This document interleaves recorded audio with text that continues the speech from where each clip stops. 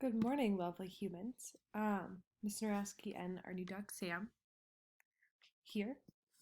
And today we're gonna kind of look more at this article that you guys read yesterday on covalent compounds. Before we do this, I actually forgot. I do want you guys, we're gonna watch a quick video. The one question a bunch of us got wrong on that worksheet, I think from Tuesday, on ionic versus, well, first the ionic bond review, and then ionic versus covalent as well, was this word brittle. So I want to make sure we know the difference in like flexibility and brittleness and what that actually means. So this is a 3-minute long video. We're not going to watch all of it, but I'm going to play this and kind of point out some important things about what it means to be brittle versus ductile.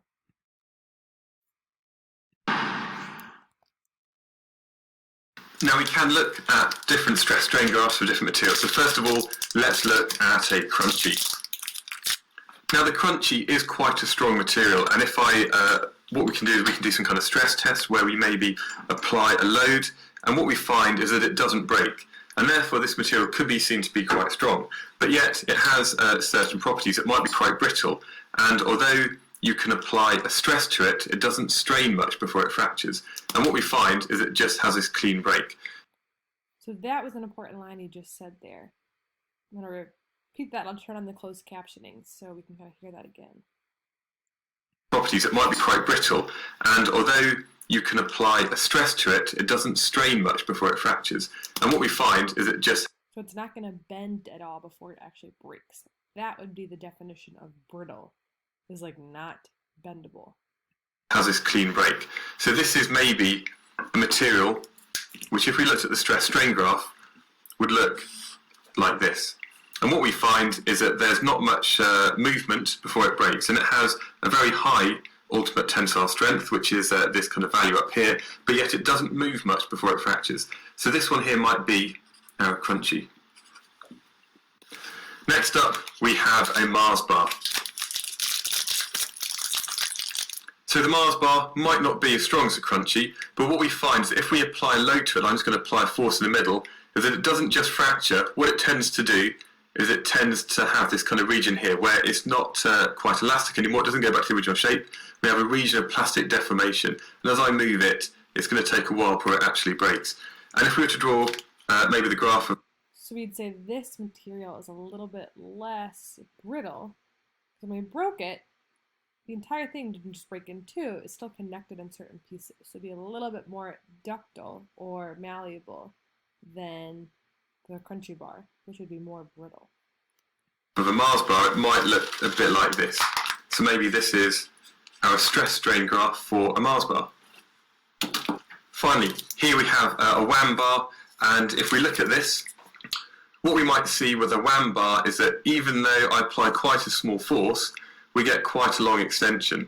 And this kind of keeps extending and extending for a long way until it actually breaks. So that we'd say is highly ductile. Doesn't matter which way we bend it, it's going to take a while for it to break, and it's just going to bend in whatever way we need it to. So that's kind of just a recap of what the word brittle means versus the word ductile or malleable. I wanted to make sure we were clear on that definition, just because a lot of the responses I got weren't quite what we were looking for. But back to this article, covalent or molecular compounds. So we've talked about ionic compounds. Those are the ones that have a cation and an anion that come together and bond. They're super strong. They have super high melting and boiling points. They form those really cool crystal structures that are this matrix of like magnets, the positive and the negative and the positive and the negative and the positive and the negative, and they can conduct electricity when they're dissolved in water.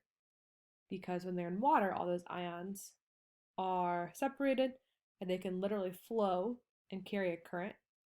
But when they're in a solid, they're all stuck in their place. And in order to carry a current, there has to be movement. So that's why they kind of cannot conduct electricity as a solid, but they can do it as a liquid. So we're going to contrast that today with covalent compounds. The first one you guys hopefully read was they have relatively low melting and boiling points. So a good indicator and a good point here What this is really measuring is how good or how strong the attraction is between molecules. So if I look at a cup of liquid, let's do water molecules. When I boil water, I'm essentially pulling these molecules apart. That's what makes them different from a solid to a liquid and a liquid to a gas. If there's a super high interaction between these, I'm going to have to apply a lot of energy to get them apart. If there's a low interaction between them, I can apply just a little bit of energy and get them to come apart. So a little bit of attraction between them would be a low melting point or a boiling point. A high attraction between them would be a high melting or boiling point. So covalent compounds typically don't have a lot of interaction going on between their different molecules. So they have a low melting and a low boiling point. And we can kind of compare that with our crystal structures.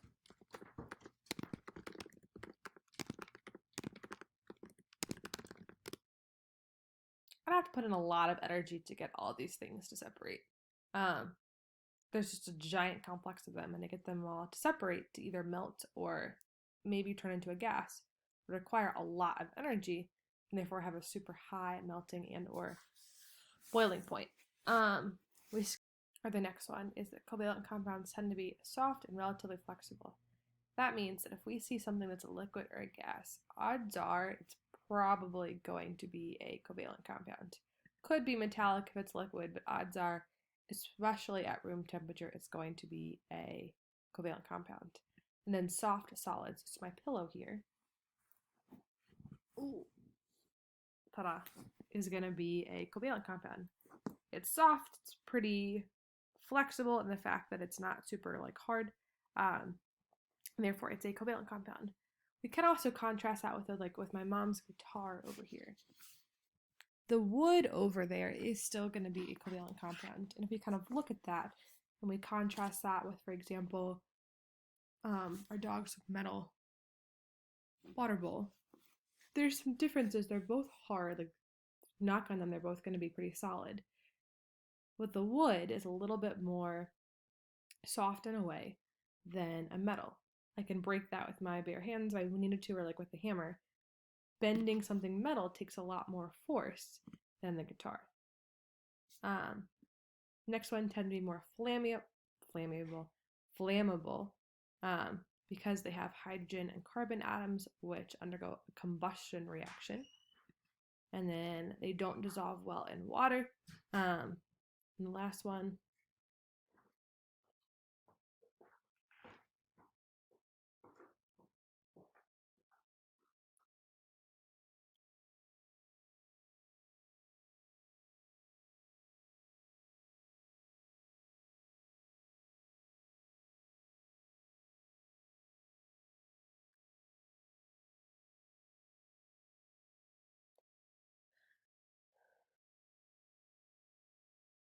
so the next one is they tend to be soft and relatively flexible.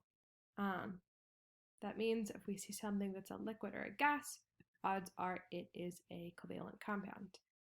The other kind of good indicator here is it's a soft solid. So my pillow right here is what we call a soft solid. It's relatively soft if you feel it. It's pretty flexible. So we guess this is made up of covalent compounds. Another example could be my folder over here. It's not exactly as soft as a pillow, but it's still pretty flexible.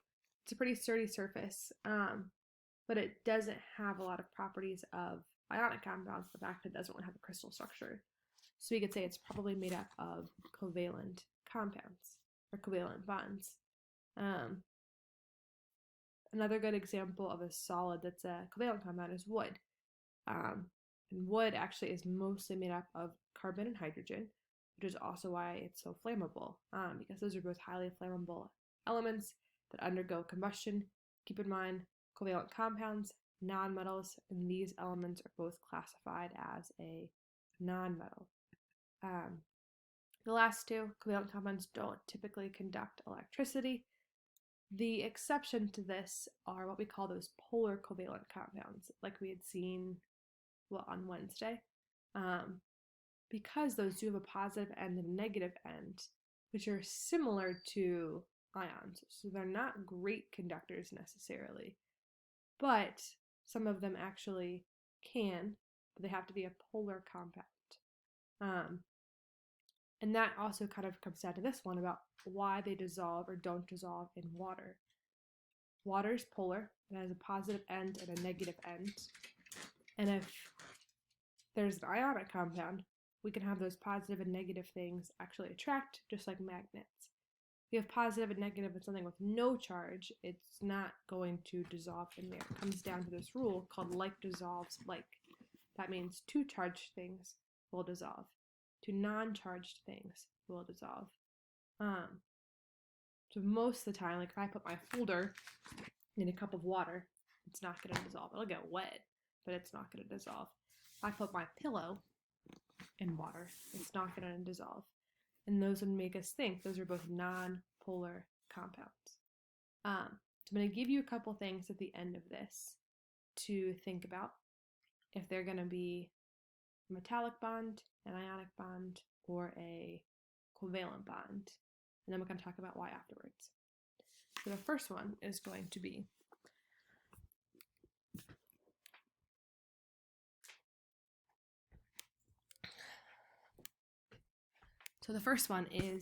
this water bowl. Do you think this is an ionic compound, a covalent compound, or a metallic compound? Take a minute to think. Hopefully you guessed metallic. We look at it, it's shiny. Could be relatively ductile or malleable.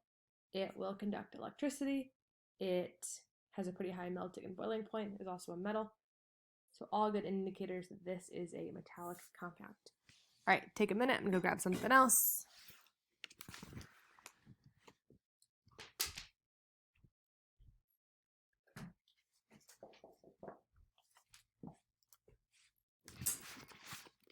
All right, back again.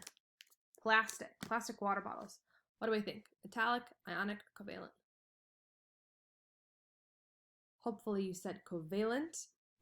Some big indicators are going to be this one up here, the soft solids. They're pretty flexible. And it's not really flammable. If I burn this, it's going to melt. And it might start to like singe, but it's not going to catch on fire. And it has a pretty low melting point or boiling point. I can make this burn pretty easily. And that's kind of the one thing that's hard with recycling plastic, is getting, hopefully you said it's covalent. Some big indicators for that are going to be, it's one of these soft solids. I can bend it pretty easily. It doesn't dissolve in water. That's why we put water inside of it. And then it doesn't conduct electricity, and it's not really flammable. Instead of melting or like catching on fire, no. Instead of catching on fire, it tends to melt. And that's why there's some good indicators that plastic is covalent. And the last one, I'll go grab.